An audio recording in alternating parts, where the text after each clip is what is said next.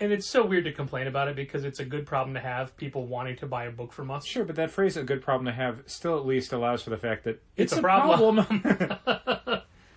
A good problem to have is still a problem. Basically, yeah.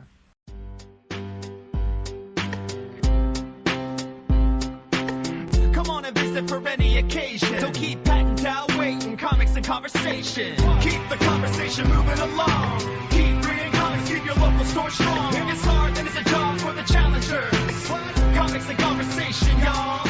From Challengers Comics and Conversation in Chicago, this is Contest of Challengers, a comics industry business podcast with Patrick Brower and W. Dal Bush. That's a huge pet peeve, is Marvel announcing these things so far out, like the new Punisher series. Yeah, that people are already like, can I add that? Like, here's the good news. If we had Managed Comics, they could. Could they? I mean, I don't know if it's up yet. Like, what about this PRH, I don't... Hulk of War storyline you just told me about? Banner of War. Banner of War, sorry. Get it? Banner? Because he's a Hulk. Right, I get it. He's the bad guy. That you can't do anything about. I mean, that won't even be up on the PRH site, which means no subscription management service is going to be able to aggregate that out. Is Punisher in the next Marvel catalog? I don't remember. I think so. And also, shouldn't we have gotten Marvel previews with next week's books? We should, but sometimes it's like a week late. And also, they ship separately. Yeah. They never come with the regular comics. That's correct, but it would have come with the shipment. Oh, okay. If we were having it for this week. Yeah. Huh. Yeah. I don't understand, like, I don't know. So you're saying Punisher will be for March? I think. I don't remember. Okay. I'd have to go look through that catalog again. Do they still put up the Marvel solicits, like the 17th or whatever day of the month it used to be? Remember when you would have a set calendar of... Sure. I mean, when they go up online, not for us to do anything with, because there's no data files. Right. Like the Diamond text file is up tonight. They'd sent an email saying that it was going to go up on the 24th, but they put it up at like 5 p.m. Eastern time on the 23rd. It's a Christmas miracle. I haven't gone looking for it yet, so I can't verify that, but that was the email they sent. The DC catalog went up last week, and the Marvel catalog solicits were on sites like The Beat, which usually means like it's available on PRH if you go looking for it. Okay. It might even be in like one of the recent PRH emails, but I don't remember everything that was in there. I recently subscribed to the Beats newsletter, which used to be like, hey, here's a weekly digest of everything we've done. Well, they've changed it, so now it's daily, and I hate it. I don't want a daily email from the Beat with I'm okay. Just links to headlines and things. Yeah, especially because, I mean, I follow the Beat on like a feed service, so I don't need... I know telling you. Well, I know how much stuff they put out. I don't think it warrants an email daily. Yeah, and they don't publish that many articles. The header image all week has been Agatha Harkness from WandaVision. Okay. Yeah, weird. the black and white photo of Catherine Hahn. That's cool. Maybe that's just the one for always. But it's not a story. Uh-huh. It's just the header image. Sure. And I admit, I maybe click on one article per, if that. As you said, you know what they... Yeah, I generally read like an article or two a day from the Beat. Comics news and solicit information, and sometimes like industry coverage. I don't... There was a period there where it felt like they were being subsidized by Warner Brothers animation arm. Yeah. Because it was nearly daily, like, hey, let's talk to this voice actor from the Justice Society animated movie. Let's talk to this actor from a Batman animated movie that's coming out on Blu-ray and 4K UHD and, I don't know, the HBO Max, who knows. It was a lot of that, and it's like, I don't care about that in general, and I certainly don't look to the Beat for that sort of stuff. Sure. It's a weird thing where I mean, maybe it's like SEO stuff, but just, I don't... I liked it when sites like that would have a niche and they'd stick to it, instead of needing to be like all things to all fans. Like that was the death of comic book resources. We gotta have a game guy. We gotta have a TV guy. We gotta have a movie guy. They became a general like pop culture site that happened to have like a comic sort of theme to it, but it's like once the MCU really tipped over into like the dominant form of movies in America, that's when a lot of comic book sites just followed that, and suddenly it was like every movie franchise, every stupid clickbait headline, every slideshow, it's just And that's why I stopped going to those sites. And I would hate to see that happen to a site like The Beat, because they just, I assume for financial reasons, would need to follow that track. Yeah. And that's short-sighted to me when sites do that. There's no one good comics news site, because Nope. you can't afford to have a comics news site, because you have to have all those different things, because you have to have so many different subjects and reviews and speculation and all that. I just want announcements, and it's getting harder to get that stuff. We find out about the Punisher series that Marvel's doing because Jason Aaron posted about it on his socials and then in his newsletter. And I'm excited for that book. Yeah, for sure. The Punisher's a tricky character to do in 2021, but I like all those creators, and Jason Aaron did one of my all-time favorite Punisher runs. And he also, in the solicitation, talks about how, the symbol means a lot of things with a lot of different people, but this is basically a Frank Castle book, and he's redefining it from the ground up. That'll be real interesting to see what his approach is. Yeah, I wish there was. I don't know. We'll get the Marvel previews whenever it comes out, but the I Banner assume of probably next week. the like Banner the of first War week thing of you're talking January. about was just announced today, It was and it's not until would you say April? April next catalog. So people will want to start asking about it. It's like Probably. we can't do anything for you. We had to create a sheet that specifically says future titles, because Yeah. we'd get these announcements and people would email and say, put me down for that, make sure I'm down for that. And it's like, this title does not exist in any database. I can't add it to any database until it's officially solicited. And it's so weird to complain about it, because it's a good problem to have, people wanting to buy a book from us. Sure, but that phrase, a good problem to have, still at least allows for the fact that It's it's a a problem. problem. A good problem to have Yeah. is still a problem. Basically, yeah. People wanting to buy stuff from us is great, especially now that I do we're like it. recording this in the last few days before Christmas, and sales have been nice, Yeah. but we've talked about this a million times Mm-hmm. before. Not what they would be in a pre-Amazon age, which is foolish to even talk about. Oh my god, yeah. I mean, But just because I've been doing this is my, 32nd that's like comic retail Christmas? That's like saying it's good sales, but not like when Blockbuster Video was around. I know, like, but sure, to but me, that ain't coming back. To me, it's all one timeline. It's one time Sure. period. And I remember when Christmases were huge all December. Yeah. I remember when Easter was the second biggest sales holiday of the year. Now there isn't one. Yeah, there really isn't. Yeah, I mean, it's- for comic it's- shops, there's certain event days, but Sure, but not a Not really the sales same thing. period. right, that's true. And also, the Christmas sales period is 6 days. I think we had a little bit more than that this year, but certainly like the heart There of are it people was the buying week before. presents, but on those days, regulars weren't coming in, so it balanced out. Yeah, I mean, overall, our numbers for the month ain't over yet, but our December 2021 is definitely up over December 2020, which was up huge over December 2019. So, I mean, it's definitely still trending upwards. We're even with last year's from the numbers I looked at last week. As far as the week of Christmas is what I mean. Oh, okay. Yeah, I don't mean the month itself. I mean, Yeah, I'm talking about the month of December, which Yeah. is why I'll sort of push back on the idea that like there was not a bigger string of days for Christmas shopping, because like looking at the month, it's like I don't know, it sort of was. who worked more days in December? Molly Jane. Disagree. Okay, well, as of today, yes. Uh-huh. Between the two of us. I guess you, by the way you're saying that. Of course it's me. Okay. Why would it not be me? I don't know. Hello, Thursdays. I guess. Don't dismiss it. Don't dismiss the fact that I've given you every Thursday off this month. I didn't ask for that. Oh, so you came in anyway? No, I'm not going to like veto it, but I didn't ask for it, but thank you. You're welcome. Merry Christmas. Thanks. That's all I got you for Christmas. That's fine. Once again, we are recording this before Christmas, but it doesn't go up until Christmas. after Christmas. Although, in theory, the patrons can get it Christmas Day. Yeah. I hope everyone's listening to it Christmas evening. I hope that they saved it, like they had a big Christmas dinner, and then that's what the family's doing instead of opening presents. Yep. This is the present. The point where they would all gather around the television and watch the Doctor Who Christmas special, I hope they're listening to this instead. Yeah, well, they can't because it's a New Year's special. Right? That's what I'm saying. Jerks. In the absence of Doctor Who Christmas special, which I gotta assume Russell T Davies has I'm on his sure- whiteboard of I'm sure he'd number bring that 1 back. circled in red 4 times, Doctor Who Christmas special. But it won't be until 2023. Yeah, it's fine. We'll get nothing next year, probably. Probably.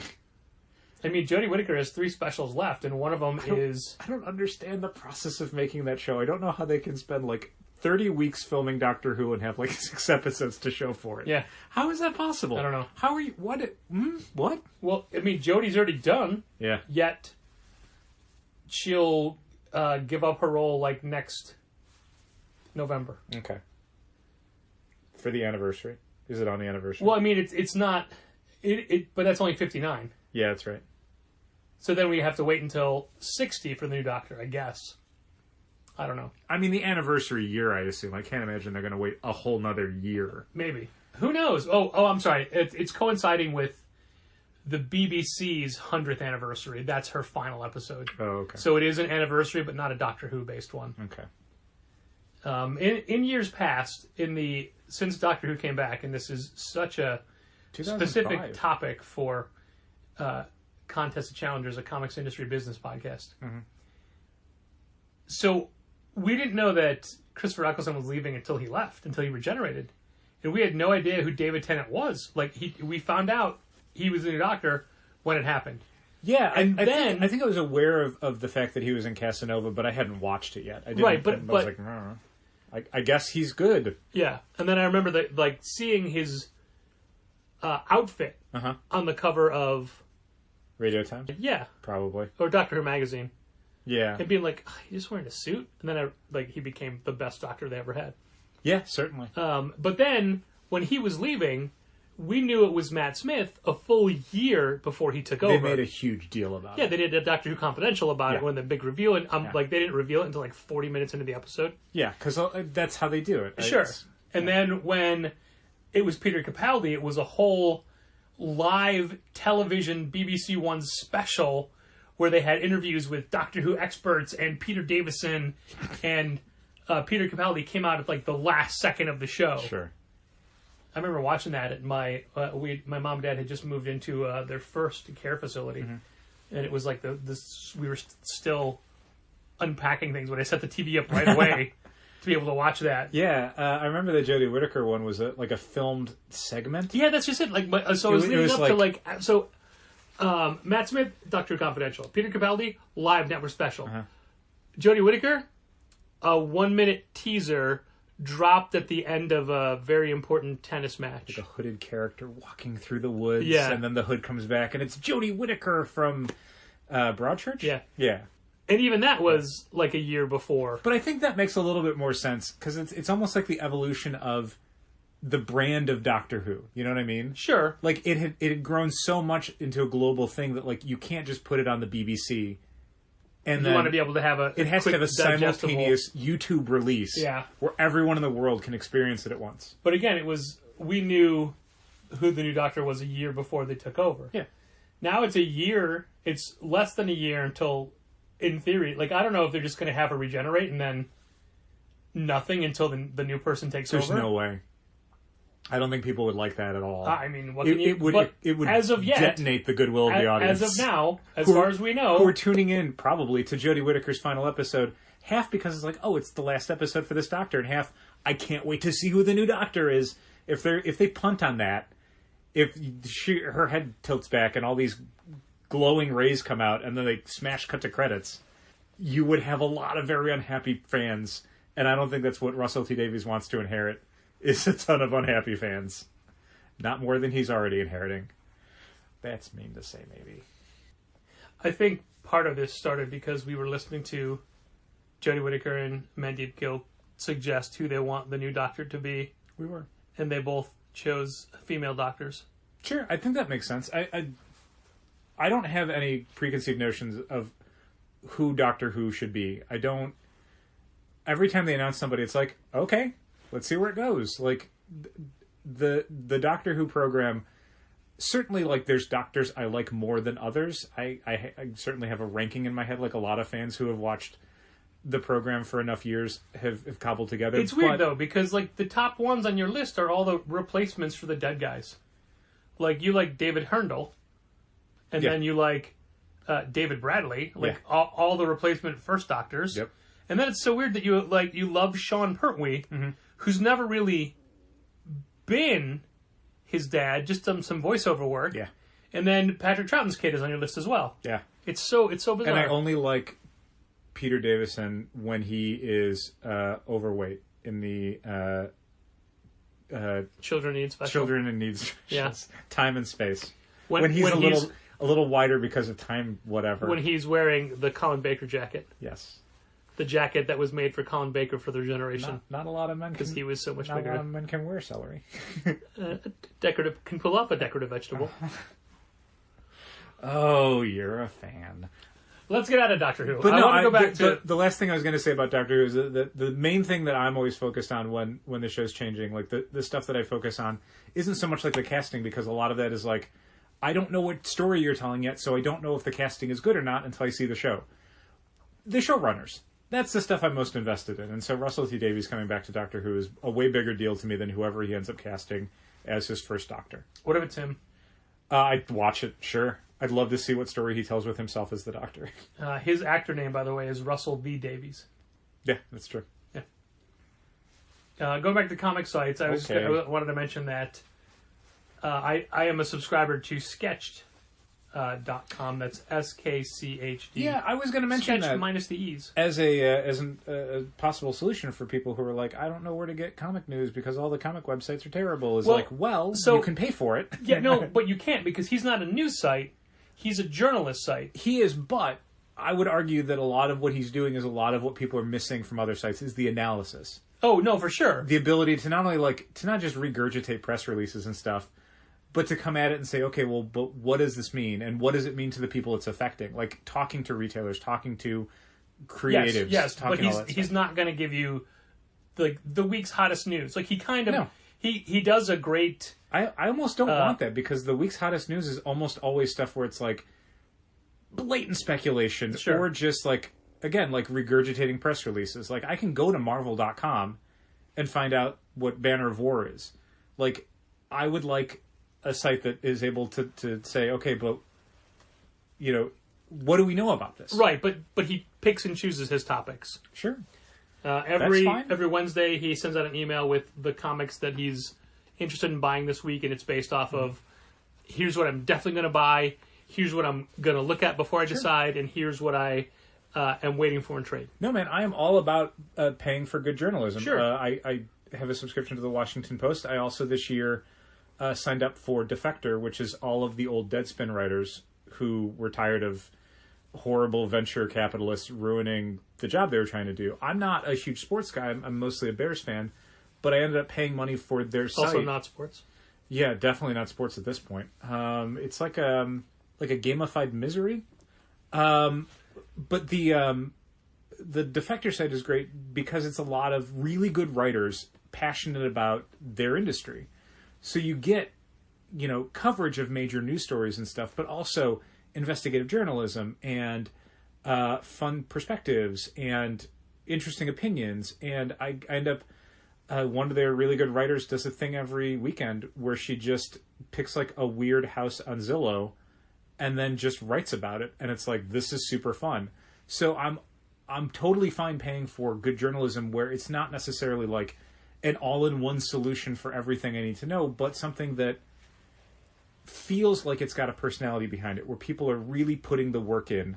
And I think Sketched is that. Yeah, agreed. Every week he's got like a deep dive article where it's like, oh, I want to go into the making of Annihilation. Yeah. Where he talks to everybody involved. Yeah, and if a group of smart, talented, ethical comics journalists wanted to put together a site that maybe covered the day's news, but also, you know, expanded upon that and found really interesting topics to cover in the industry, I would absolutely pay for a yearly subscription to that, for sure. Sure. And I think it's probably a matter of time before someone does, because the alternatives, again, most comics websites are god-awful. Either, like, one of the benefits of Defector is because it is subscription-based, It's not crawling with gross ads. You can actually sit down and read it without pop-ups everywhere and banner ads and site takeovers. It's when you're on your phone, it doesn't have, like, it's only just the middle third of the screen is all you can see. Or it's not the thing where you go down 2 paragraphs and there's a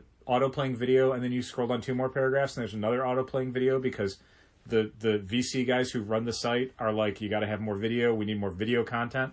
So every writer has to figure out a way to also be like a TV show host, even though they're clearly not into that. Yeah. I Which is why we don't have any content like that available for our brand, because we don't want to do that. We don't want to have a YouTube show where we're talking about comics or happenings in the store. Or I am more than willing to let anybody who works for us run any social media thing for us, and that includes TikTok. I jokingly told Andrew I was going to assign him our TikTok channel, and he said that he follows a bunch of comic store TikToks. They do a lot of fun stuff. Like, great. Okay, rip fine. all that off. Do that. Yeah. I don't want to know about it. I would be thrilled to hand that over to somebody, because I don't. We talked about this before. I don't want to be somebody who does TikTok. That's not for me. I'm way too old for that. I don't begrudge any store that wants to do that. If people are passionate about it or they're already in that ecosystem, like, go nuts. But I certainly don't think that you or I, A, have the passion for it, B, have the youth for it, basically. Yeah, I remember stores that went big on Snapchat. Mm-hmm. Like, here, I'm going to show you all the new releases this week on Snapchat. What about Tout? Are people still on Tout? Tout.com? That died a horrible death. It did. You know why? Because there were... it's like Vine, but longer. Also, Vine's gone. Vine's gone. Yeah. People do miss Vine, though. That's true. Sure, that's what TikTok is, though. Yeah, I guess. So there's something else for it. And that's just the thing. It's like, I don't want to go all in on a... how many social media platforms have started and ended during Challengers? There was Allo. Mm-hmm. There was Google Plus. Mm-hmm. God, there was one more I want to say. It's just, those were all like, oh, they're going to... Like, because I was on Friendster. Right. I was on MySpace. Yeah. But I wasn't on them simultaneously. It was, Friendster's ending, let's all go to MySpace, that kind of thing. And then it was, let's go to Facebook, but then Facebook dominated, and for every time someone tried to find something new, it doesn't work. Yeah, I mean, there's 3 sites that, and take this from someone who does not like social media and doesn't use it, that have solidified, and it's Twitter and Facebook and Instagram. Like, that's basically it. YouTube, I don't know if you would consider that social media. It's a different dominant platform. It's just media. Yeah. But Twitter, Facebook, Instagram, I mean, at this point, you could do content for them and feel like and now they're all one this company. is going to last. Stuff like TikTok, I mean, maybe TikTok, I don't know. But Snapchat is still around. That's still a thing. Sure. I don't feel that the audience that you're shooting for... I don't know what audience would even mean. On TikTok is necessarily your audience. But I know that some of our employees love TikTok. I don't know. It's just, to me, in my brain, the disconnect is always, why does a single comic shop in Chicago need to have international reach? Yeah, you know? It doesn't. I'm sure there's plenty of stores that would yell at me about this, but it's just, I don't, like, we've got a website, you can buy stuff and we'll ship stuff out, not internationally. Like, we have, of course, international acclaim. We do. We've won national awards, but I don't, like, it's nice when it happens, and it's nice when people who are far away from Challengers have an interest in our store and what we do. But I don't feel like we need to have the same reach that, like, Coca-Cola does, or the newest Marvel Studios project, or an album drop. I don't. Yeah, we're one comic shop in Chicago. I don't think we need to make international content. Like, it's. To what end? The dumbest thing about it on YouTube? Is whatever. Fine. The biggest audience we get for any of our social media channels is when it's basically a non-comics related post. Sure. Like the posts we do every Wednesday or every Tuesday night of here's our new release wall, which I think is a genuine resource that people like. Okay, cool. But as far as actual liking of the photos, because it crosses over from Instagram to Facebook, it's very low. From things that we post, is very low. Like, the things that get the most likes on Instagram aren't product-based posts. No. Or event posts. It's all wackier stuff. And like that's in my head. That's kind of the weird schism. Is you have kind of two things you can do. You can do like product stuff, or you can do non-product stuff. If we do product stuff, it's like, who cares? Who needs to see a picture of a comic cover in their Instagram feed? Like, is that? It's not original. It's not different. It's literally just like, I made here's a thing coming out. A recommended label that I could throw on to photos using the Layout app. And I wanted to use it to call attention to books that we liked, but people aren't reading. Right. And the first time I used it, I did Last Flight Out and Dirtbag Rapture. Dirtbag Rapture, that post got like 26 likes, and Last Flight Out got like 17. Okay. Yeah. So that just means no one's like... Right. That's not a lot. The point, like, the... showing the new release wall is like, hey, here's what you have to look forward to. This is a good way so you can see everything that's coming out, because sometimes just looking at a printed list doesn't mean anything. Which I honestly think is pretty cool. Sure. But like, also... if I was someone who didn't set up the wall or see it the night before, the ability to look at it and go like, wow, look at all this stuff. Yeah, and on your phone you can pinch it and zoom in. That's great. Or to like, you know, we used to do, hey, we got Marvel Legends in. And those didn't necessarily get a lot of likes, but people came into the store, which is the ultimate goal. Immediately came in and bought them, yes. But trying to use our platform, if I may, to increase exposure to books that we think are legitimately good is something that I think is one of the most worthwhile things we can do, because we don't have the ability to tell everyone who's in the store, you should read Dirtbag Rapture. Yeah, and a lot of times the hope is that, like, you know, for people who don't make it in that regularly, who might miss out, like, hey, this is something that I don't want to tell you when you come in. Here was a great book that we can't get anymore. So we do the Challenger's Choice up at the front register. We've got the new #1 section also by the front register, close enough there. And we have all the recommended trades on the front table.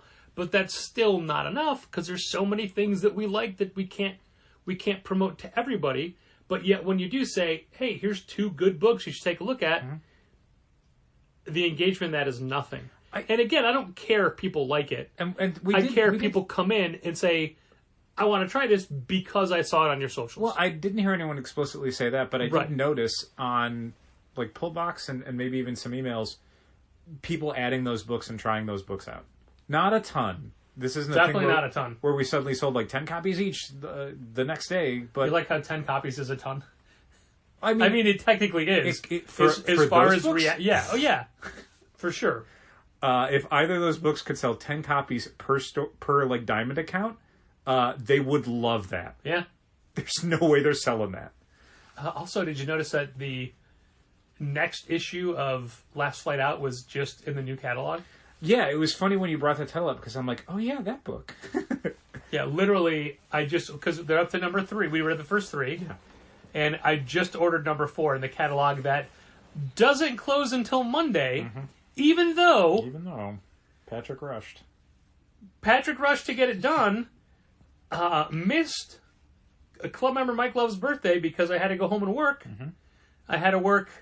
Okay, I missed it because I had a. Well, I had to work because we were off by a day and everything because of Spider-Man No Way Home. But anyway, I had the week of Christmas, the starting week of that, I had to stay in a couple nights in a row because I needed to do the orders, because normally we're given until the Monday after Christmas or after Thanksgiving or whatever, a couple days extra, especially if the holiday is a weekend. Yeah, instead of closing on a Thursday, it closes on a Monday. So after I rushed to get it through, and then you helped out by transferring the orders to Lunar and to Penguin Random House, which would have been a whole nother night for me, especially because Penguin Random House takes forever to transfer those numbers over. Yep. Hopefully that won't be the case anymore. Yeah, right? But then we found out 2 days later, oh no, they're extending it again. Even though technically Marvels were due the week before. Right. But that doesn't...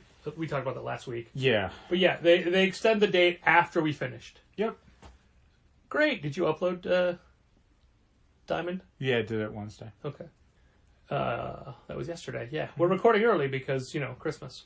Yep. and all that kind of stuff. Holidays get a little difficult to schedule around. Yeah, I mean, we always bring it up, but there was that one Christmas we recorded live That was a good one. as we opened. I don't know if people like that or not. Okay. I know we liked it.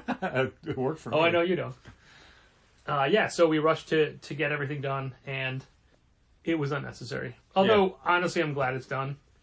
I just feel bad that I didn't get to go to Mike Love's birthday party. He'll Sorry, have Mike. another one next year. A big one, too. I mean, also, not The 1, big- 2, not 12. The big 6-0.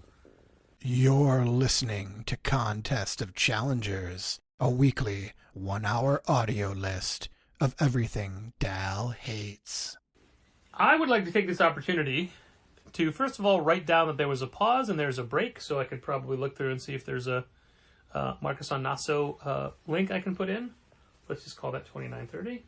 But I would like to thank specific club members Okay. at this time in the I'll allow it. the holiday season. Man, I did that wrong. I didn't want to say thank. I just wanted to acknowledge. Because if you're thanking specific club members, it's like you're not thanking the rest of them. It's going to just say acknowledge. Okay. But specifically, Ryan Voss, Michael Romanenko, Mike Loveday, Doris Cardenas. Did I forget? Steven Tramontana. Steven Tramontana. Yeah, thanks, Steve. Sorry about that. Thank you. Ben Caligulus. Ben Caligulus. Social media vampire Ben Caligulus. Calaguas. A preemptive thank you to the Springhams. That is Now, that's not adding any pressure. a little presumptuous. Yeah, sorry. It's a little, Okay. a little presumptuous. Fine. Don't worry. I got them covered this year. But anyway, thank you. We don't expect anything from anyone other than buying the comics you sign up for, Yeah. or hopefully buying comics regularly. So anytime anybody goes above and beyond that, we're incredibly grateful and mostly undeserving. Yeah. But thank you. Thanks. That's wonderful, and good people. we just are happy that this was our 14th Challengers Christmas. Wow, really? Yeah, because that's how the year. We're coming up to the 14th year, so that means we have done it 14 times. So Okay. yeah. Or should I say it was our 14th Challengers Christmas? There you go. For those who didn't know that we recorded a Christmas song, a cover Christmas song, an homage Christmas 10 song. years ago. Our first year in 2008, Christmas Wow, 2008. was it that long ago? Yeah, because the whole point of the Jesus. song was our first year is over. Oh, okay. Yeah, it So was 14 years ago. It was with. I mean, at the store that day were Ashley and Charlotte, Mike Norton, Okay. all people that don't work for us anymore, Sure. or we work for them, as the case may be. Yeah, former owners. Robert Burns came down, and Mike Hodgson, who is now in Atlanta, came over, and they had never met before, but they worked together on A War Is Over cover song that we recorded live in the store, save for adding drums after the fact. Sure. And then everybody, including you and George, was anybody else there? Did background vocals. We wanted to get a whole group of people, and it was after a very busy Challengers weekend, because I believe that was the... did we have James Robinson in that weekend, or did he not come until later? I have no idea. I don't remember. We definitely had some, like, a big stuff, and I think it might have been my holiday party was that year as well. So people showed up, but some did not want to participate, and some thought there'd be more people participating so they could hide behind others. Yeah. So it did not work out, but it was fine. The song is great because the background vocals just go completely off track Oh, yeah. and speed up and don't follow the rhythm, and it's kind of great. Yeah. It's only off by a little, but it's off. Mm-hmm. But I still count flat. So flat. I still count that as a really great time. So yeah, anyway, that was our first Christmas. So this is our 14th, and we're excited for 2022 because we spent this year getting the store in fighting shape during a pandemic. Yeah, I want to say that the 2021 was a year that we worked on a lot of the exterior stuff for the store. The, exterior signage and the carpeting and the kind of physical space of the store is the thing we worked on a lot. I think 2022 is a year that I expect us to be working a lot more on kind of internal things for the store. Manage comics, the Shopify site, product lines, and shipping supplies, and new initiatives with kind of outreach and stuff like that. Like a lot of things where it's less of fixing things and more expanding things.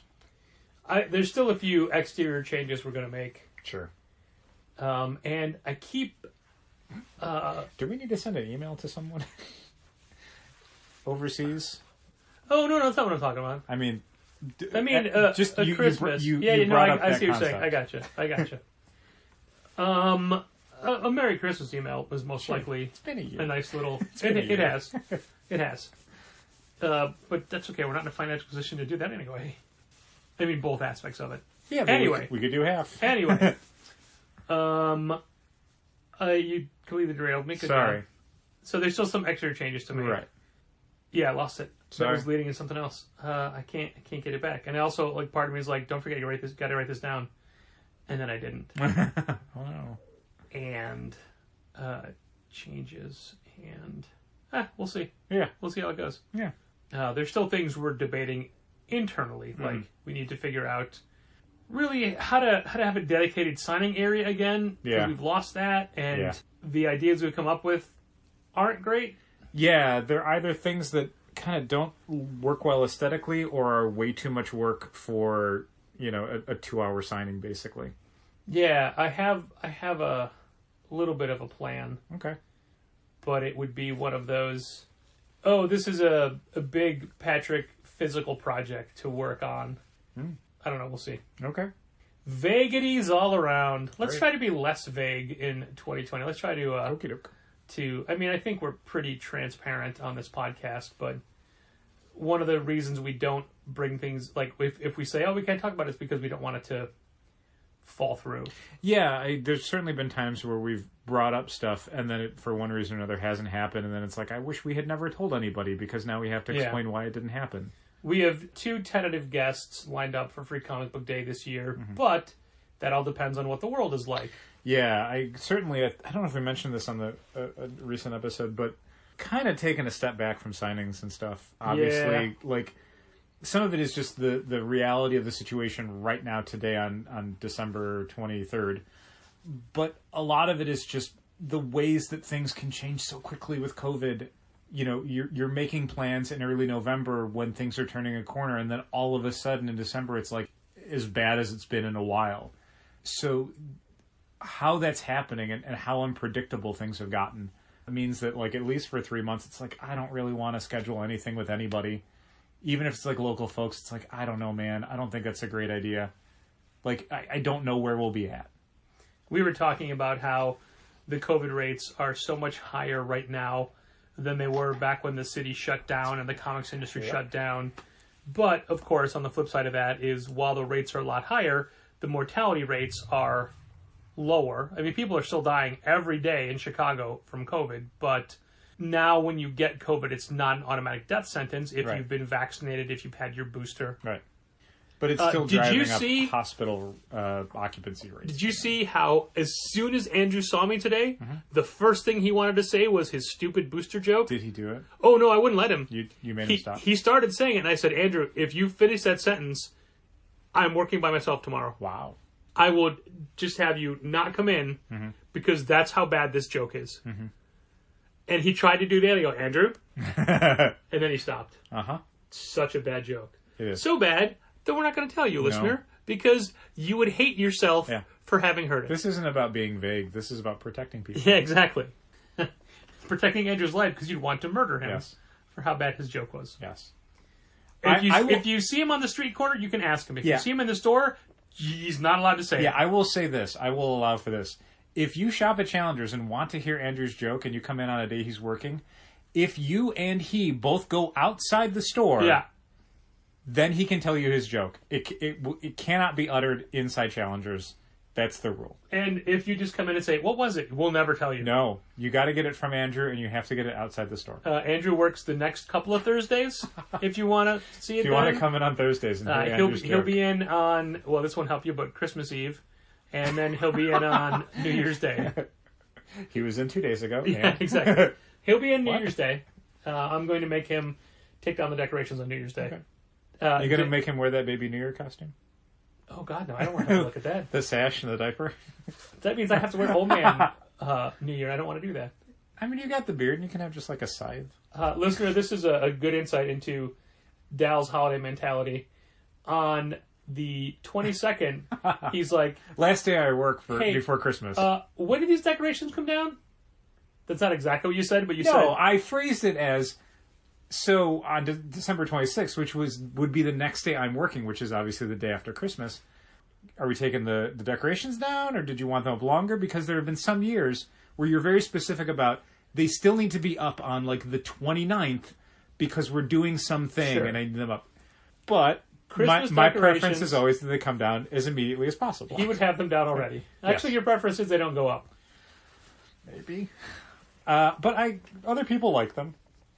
It's retail. It's the thing we need to have. And also, the tree was in Sidekick, so you barely had to see it. It's fine. The lovely tree donated by Luke Smarto. Yeah, I mean, I'm okay with Christmas decorations existing. I just don't...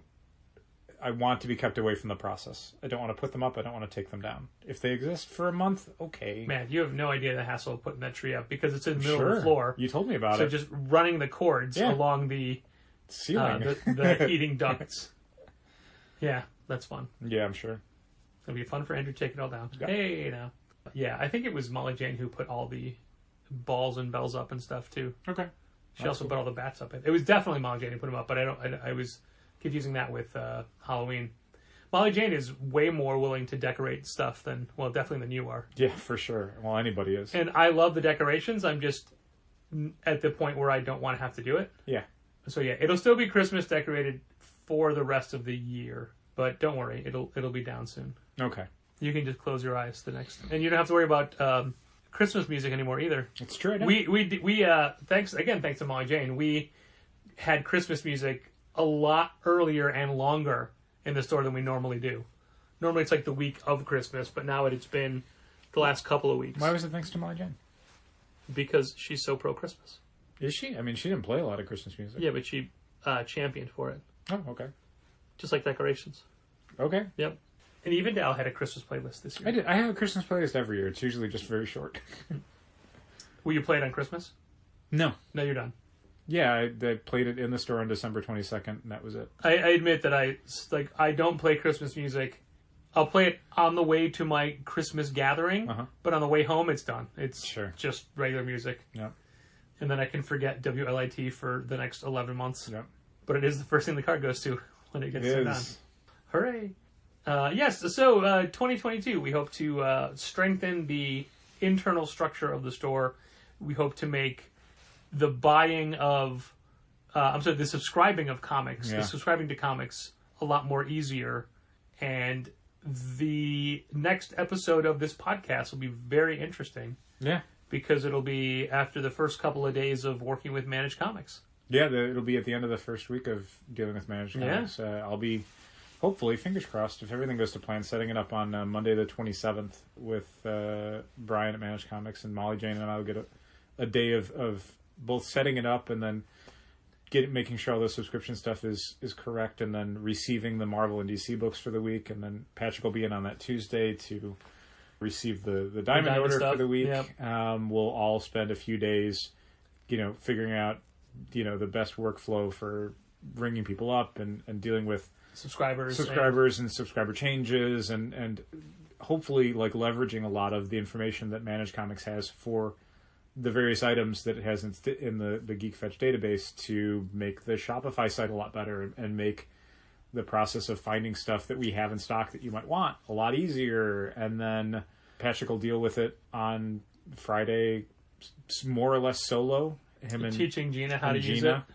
And then we'll record, and we'll have, hopefully a good 5 days between the two of us to, kind of pick it apart and talk about what we liked and what we didn't like. And yeah, I'm sure there'll be some bullet-pointed emails going to Brian at Managed Comics over the week where it's like, hey, does it do this? Or are we not finding this? Or it should really do this. We would like it if it did this.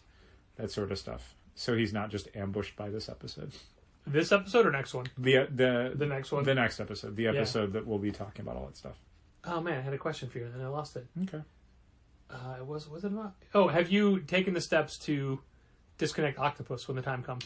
No, because the need to do that is a little bit less because we can kind of turn that off. Sure. A lot easier. I'm just looking at the need to stop paying for it. Oh, absolutely. I just don't want to do it until we've actually switched over. That's fair. You know what I mean? That's fair. Like, that we need to run up until the point we switch over, while Pullbox was the thing where it's like, it's better if we turn this off a few days in advance. And is Managed Comics an automatic billing situation? Are you aware of that? Yeah.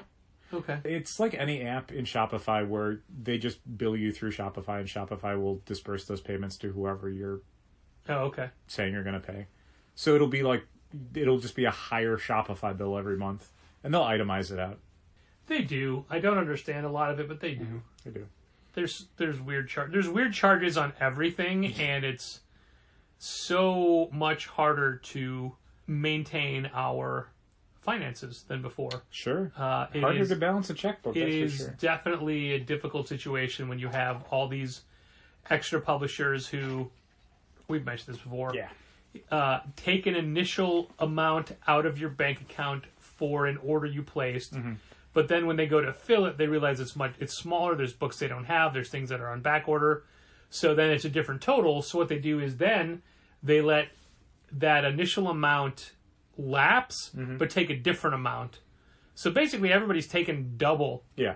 And we're constantly like a week behind in getting the money back because... Yeah, like a publisher takes 200, then they take 150, then the 200 kind of doesn't get taken out after all. Yeah. But then the 150 eventually does, and it's... Yeah. So you never know which one it is. So it's this 5-day process of you owe them nothing to you owe them $150, and in between you owe them different amounts depending on the day. And it's also the situation where you place a $1,000 order, but it's at 5 different $200 warehouses, so you get 5 $200 hits to get to that $1,000. Then it's not the $1,000, and then Diamond forgets to bill you for replenishment shipping. So for 3 months, so they hit you all with that in one bill. Or then you get a random charge from a store that doesn't exist anymore for product that still shows up a year and a half later. We already mentioned that last copy of Copra. I keep forgetting that I haven't paid for that copy yet. Oh no, they might hold that. Put that account. What if they cancel that account? They need that $11 so badly, and then they charge you for a computer program that you turned off months ago. For a store that no longer exists. Yeah, boy, it's definitely a challenging time for all of that. I need to come up with some different ways to... I have different ways that I'm going to work on the monthly accounting, but it's harder to find posted transactions than it is to work off of pending transactions. And that's the difference, because I usually go off of pending. Right. Because... 80% of everything else that we do, when they say pending, when you send $200 to AT&T, it doesn't come back as, oh no, it's only $176.50. Right. So it's a given amount. Like, those don't change. So the majority of the things we do don't change. Just, the product. Yeah. We have to get used to getting product every single day. Yeah.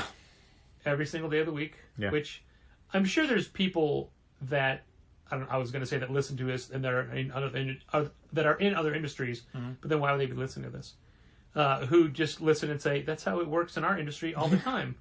If we are a dress store, we get clothing shipments all the time. Sure. Not just new dress release day. Right. But it's just, we have to change because our industry is changing. Yep. Getting used to it. You're listening to Contest of Challengers. It can't be compliance all the time. Or can it? What I'm not used to is people just randomly emailing and saying, do you have a discount code on your website? I think that it's a weird request. Plenty of online sites that do discounts for comic merchandise. and we don't discount. And we're not going to on the website either. So Well, we'll have a sale coming up in February. Sure. It's usually when we do discounts, the sale in February. yeah, I thought we would talk more about the sale next week. I'm just saying, like, I mean, for people who are like, but you, like, no, I get it. We do have a yearly sale, and that's when there'll be a discount on the website too. Just Yeah, like, but there's not a general discount code. Yeah, and we don't randomly save do money. sales, every other month or whatever. It's not Express, the clothing store that does sales 360 days a year. How many times have you wanted to buy something? You're like, oh, let me just wait a week because this website will have At it on Express cheaper. all the time. Yeah. I don't even wait for the sale. I wait for specific sales. Yeah. Because they're always doing a sale, and some sales are better than others. Like, they'll frequently do, like, buy one, get one half off. That's 25% off, and I'm not doing that. Because I know you'll do a 40% off or a 50% off sale. Yeah. 50% off is usually what motivates me to pull the trigger. I like that our neighbors at the Black River Barbershop have stickers up in the back hallway Yeah. that say 50% off Christmas sale, but it's buy one at full price, get the second thing off. Get the second thing at half off. Okay, that's 25% off. Yep. But that doesn't sound as good as Right. buy one, get one half off. Yeah, I mean it's technically right. It's just funny. That's all. Well, as we approach the end of the year and as we've just gotten through the Christmas season, I have already had a great Christmas season because I've had some friends get me some really great stuff, and as we all know, that's what Christmas is about. Getting stuff. Yep. And just like a lot of toys I pre-ordered have been coming in. I got the most, like, as of right now. I was going to say as of right now, I have everything AEW's put out. I have nothing on order, but I do. I have the Best Friends wave is still on order. Oh, yeah, there you go. But that's it. That's the only thing I'm waiting for, figure-wise, from them. Yeah, my policy is to, any toys I would get for myself, like pre-orders and stuff that come in, they come in between Thanksgiving and Christmas. I save until Christmas Day, so I can have, like, a toy to open on Christmas. I have a mountain of Transformers. a mountain. I will not be able to open all of them on Christmas Day, so it's kind of pointless to save them. I also got a notification today that a Kamen Rider O's figure that I ordered from Toe Collectibles a few months ago processed today, and that's going out. But I won't get that until after Christmas. It's the Sagozo form. It's the gorilla one. It's real good. I doubt that. It's a really good figure. I mean, I haven't had the figure in hand yet, so I don't know if the figure's great, but the suit's real good. I like that Toku Nation really understands that. Toe Collectibles. I like that Toku Nation really understands that so many young kids are into their product that it's a wonderful learning tool. So in an effort to be able to teach kids right and wrong, they have Kamen Rider Nose, who can say to kids, no, don't do that. Nose. Yeah. Nose. Yep. That's what he says. That's his catchphrase. And it's literally just... It says it in English, it's too, Kamen which Rider is- O's with a big N painted on the chest. No, so I mean, O's has a Nose, not no. Nose. But O's has a round symbol, so with nose it would be the round symbol, but you just do like those slash marks. Slash right? yeah. I think it's just the fastest way. I like that I had this really long, stupid joke. You immediately tried to correct me. And then midway through, I'm like, this isn't worth it. I should just stop here. But I finished it. I appreciate your follow through. Thanks. I mean, it was a Kamen Rider joke. It's for you. Thanks. That's your only other Christmas That's gift. exactly what I wanted for Christmas. Yay! Was an O's joke. Nose. Nose. You would think you'd have a giant proboscis, but I don't. But Frequently with the names, proboscis, they not proboscis. don't exactly go in the way that you think they Proboscis would. is somebody who's got a very promiscuous nose. That's proboscis. Kamen Rider Blades, one sword. You'd think at the least he'd have two. One sword. Is he at least a vampire hunter? No. Man. Neither is Kamen Rider Blade, who also has one sword, from a show that came out like 17 years earlier. Tell me there's a Kamen Rider Blades with a Z.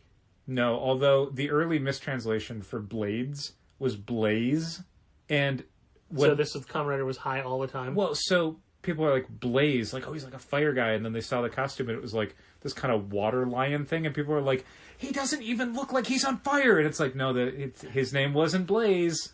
That was a mistranslation. Goodness gracious. There you have it.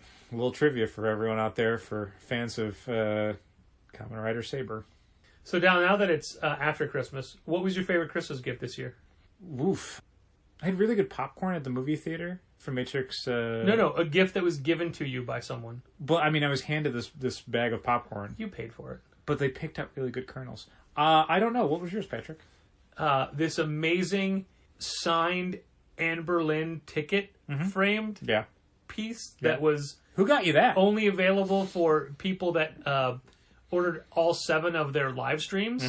And so it was a replica ticket stub from every live stream. And then it was signed by everybody. Yeah. Right in the center, there's a little card that they all signed. It was so fun to like cut into that box and open it and take all the paper out. Yep. Yeah, great gift. Really good gift. Who got you that? Anne Boleyn. Oh, how nice. Yeah. They know I'm a fan. Anne's a lovely lady. You shut your mouth. Who's Anne? So what was your least favorite gift? Kamen Rider O's joke? No, it was okay. I've had worse gifts than that. I didn't get any bad gifts this year. The bag of popcorn you got at No Way Home? That was pretty bad. I think it's like a pre-Christmas gift, though. That was an exceptionally bad bag of popcorn. So the going to see Spider-Man No Way Home the Friday night of release when it was immensely crowded at the theater meant that the bag of popcorn that I got was all unpopped kernels, and it was the bottom of the maker. It was tiny little chips of popcorn. It was terrible. I ate a few handfuls and was like, I can't find full kernels. There's also gross. A leftover tub from the ArcLight theater.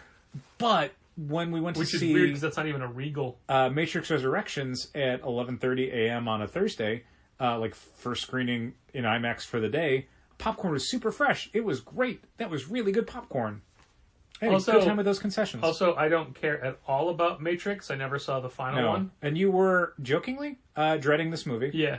All I could think about was how much work I had to do today and how this was taking, like, from... It was mainly 3, but then I upped it from 4 to 6 to... 16? 16 hours of my day. Yeah.